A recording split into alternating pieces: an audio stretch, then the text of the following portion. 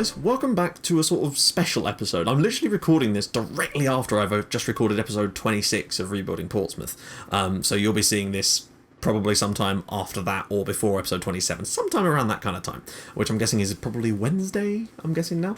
But yeah, so a couple of people in the comments of some videos last week and up till now have been talking about tactics, and I didn't want to do a video specifically talking about tactics because I'm a moron, and as you can see, I'm not brilliant at tactics. But what I decided to do instead of doing a video where I talk gospel about tactics, because the fact is, taking my advice on tactics is probably not wise. Although there's nothing wrong with looking at what I do and maybe trying to change your own thing, frankly. Because what I do works sometimes, but then other times it doesn't. So just one of those things. But I thought I'd talk you through in more detail the tactics I use for Portsmouth and why I'm using them. So at least if you can understand why I'm using them, you might be able to think, well, maybe you could do this different and then you could use that for your tactics. I don't know. It's just something, just an idea. Please don't take what I say as gospel, because I really don't know that much about what I'm talking about. I'm just like you guys. I don't pretend to be some expert at this game. I just like playing it. So with our system that we're currently using, because this is the one that I'm using almost every game now for Portsmouth, in fact, generally, I don't really make many changes. If we're at home, I'll generally use look for the overlap, but we'll talk about those instructions in a sec. So firstly, I've got goalkeeper Paul Jones. He's a standard goalkeeper, just set to defend, nothing silly. Although I might start experimenting in the future with the potential of him being a sweeper keeper, because that might actually clear up, I don't know how good he is at being a sweeper keeper. Let's just, no, get out of the way. No, god damn it. Click on that, right. I don't know how good he is for that role. Oh, he actually is a sweep. What am I doing? Well, I'll tell you what. See, I've just discovered something, guys. I think we're going to actually change our tactic to incorporate a sweeper keeper. He's better at the role. You can have an attacking sweeper keeper? I don't want to know what that means. Does he get up the pitch? Travel some distance outside. Well, we don't want Manuel Neuer, because he's basically not even a keeper anymore. He's just a sweeper. Still play counter-attacking balls. Yeah, I think we'll go with a support. Yeah, I might actually change him to that. So yeah, it's good that I've actually had that done. Right, so we use complete wing backs, which is just, the idea of these is to just get people going forward as much as possible. They're going to be slightly higher up the pitch, but it means that we play quite a high line even when we're dropped quite deep. And sometimes it means there is spacing behind our fullbacks, but they're pacey generally. But it also means that they're good for overlap, which is why I, of course, have the team instructions on overlap. Both of those are complete wing backs and they are set to attack. I've used this one almost all of them. I think West Pally one, they're fullbacks, but for Rebuilding Portsmouth, I always use complete wingbacks because we play a counter-style system and I always use that. As for defenders, I use cover. Now, I'm tempted to have, at one point, one play cover and one play more of a sort of just a standard defence role. And maybe that's not a bad idea, so let's just see. The question is which one would be better to have. If I just have one as cover and one not, then I can sort of sort that out. So we'll have one as cover, which is fine, but I might have one as more of a sort of ball-playing defender, maybe. We don't want a limited defender. Oh, wait, no, what we're talking about, we want central defender, yeah, but stopper. No, see, we don't want that, really, because that means we're going to end up with this giant gaps in behind us. So maybe just go for straight up defend. Would be good for Watmore. Although, they reckon Watmore could be a decent ball-playing defender, so maybe. Yeah, ball-playing defender, defend. I think I'm going to put... Yeah, I'm sorry, I'm changing my tactic as I go along here because I'm looking at this in more depth now and looking at the players we've got. So this is actually not a bad idea. This is what you should do, basically. Just go through and look at this stuff on a kind of case-by-case basis. So now we've got ourselves a defender that's set to cover and one that's a ball-playing defender that's set to defend, because that is what Watmore does best, and he's already unbelievable at it. Look at this. Like, he's right up there. Obviously, Hanley's the same. Ball-winning midfielder. I use a ball-winning midfielder because I kind of want that guy that's going to stay back a little bit, or stay back quite a lot, and he is set to defend, to try and sweep up any stuff. Not quite so far as to call him a defensive midfielder, because they'll only be dropped deeper. I don't want to drop too deep, because then we have a lack of bodies in that midfield area, which I need to make sure we do, so we can dominate that area and keep the possession of the ball more. And then I have my other one set as a box-to-box midfielder with Sam Manta, because that way he can get forward, but at the same time he's not going to be too far advanced that we're going to get caught on the break. So that's why I have him set to support. Obviously, there are lots of other options you can use, but this is why I use this one. I generally like box-to-box or ball-winning midfielders, although I have used central midfielders on other saves, I think, or... I'm trying to think. I don't know, I've not used the roaming playmaker feature yet. I just think my playmaker, I like them to be nice and central. So I don't really think I'm ever going to be using that. I certainly won't be using the wide playmaker. Like, I want wingers to be doing that. I don't want Like, I don't know. It's not really for me. As for the right and left-hand side players, I have them as wingers just because wingers attack just to get forward. Because if they're set to support, maybe that's an interesting idea. Try and run at the defence. Final third cause panic, try and shoot or attempt to make through ball for a teammate. Just quickly pass this man and get a cross in early to the forwards. I tell you what, I wonder if changing these two to support might actually be better, because Wallace and Bartram have a habit of shooting when they're at stupid angles, and it might be better to get some balls in the box. So maybe if we had them, instead of being attacking wingers, we'll have them both to change to support. So again, I'm working my way through this and figuring stuff out. They're better at providing. Wallace has done well, but I think maybe as a provider he could really take his game to another level. I have an attacking midfielder here. I may change it to a shadow striker at some point, but for the moment, because it's Kieran Griffiths, we're going to keep him as an attacking midfielder. And up front I have an advanced forward set to attack, and obviously both these two are set to attack because they're going to be the keys to get. Griffiths needs to get forward and support Eccleston, but not so much as a sort of shadow striker. I still need him to be able to get back and cause numbers in that midfield without being caught too far up the pitch, just in case we do lose the ball. Because we are playing a counter-attacking strategy after all, so it means we do need to be able to get forward quickly, but also maintain some kind of semblance of defending and trying to keep it tight. So let's just move on to instructions. So I use retain possession just to try, because I know that if we keep the ball, and shorter passing generally because long balls, you're more likely to lose it, and that sort of goes against the retain possession stat.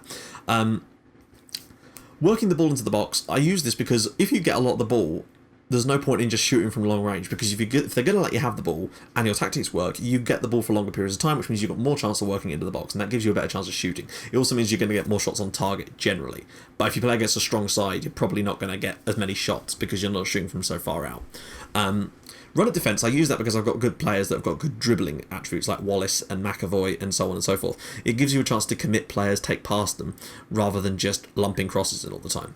I have it on exploit the flanks because we have a very wide sort of team, and that's the best way for us to go, really, because we don't have... If we play 4-4-2, I'd be more tempted to go through the middle, but for now I think wide play is good for us.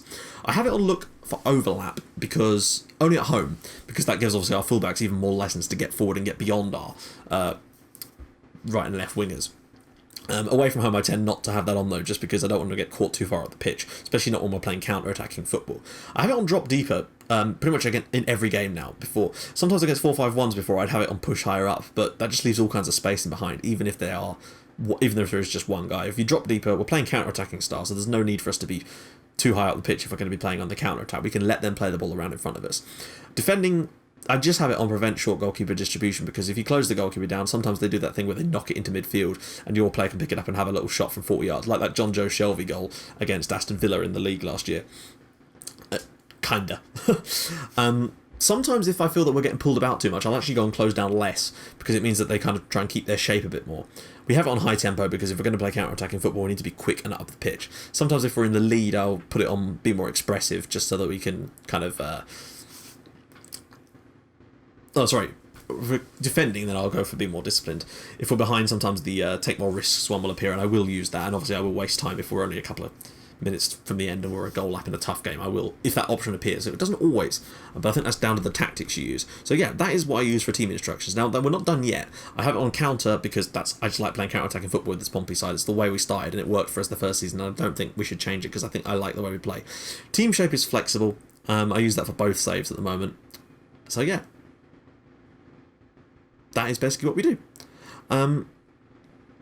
As for player instructions, and I do have player instructions, like additional ones. So we've got keeper is set to distribute quickly and distribute to the flanks. I have my fullbacks on... Well, actually I have quite a few instructions for my fullbacks. I don't want them to shoot so much because, again, they have the same problem as wingers. They're not good at shooting, yet they keep fucking trying to shoot. Although, frankly, Maloney's not even that awful.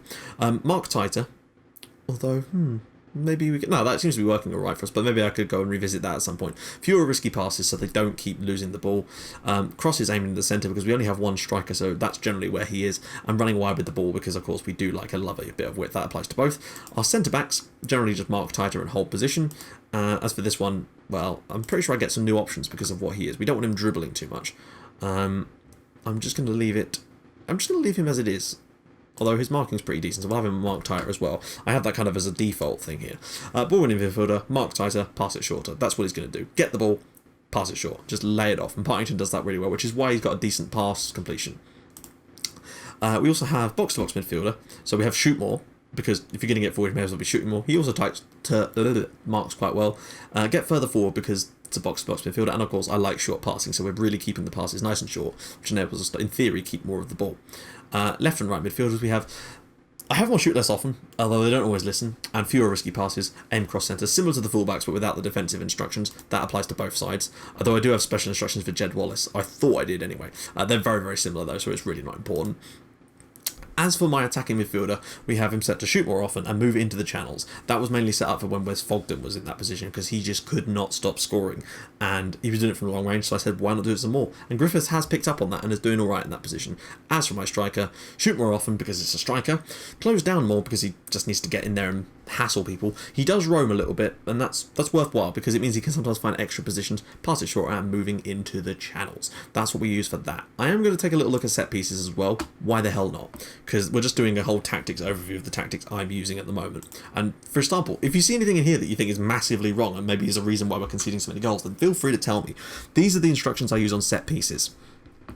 So attacking corners, we've got obviously people staying back. We have general defensive. We've got attacking far post, near post flick-ons, stay back if needed. We've got challenge keeper. What we're missing perhaps is maybe stay back if needed. Maybe get Manton forward and just have him as go forward just to get an extra man in this area. We've got enough players back.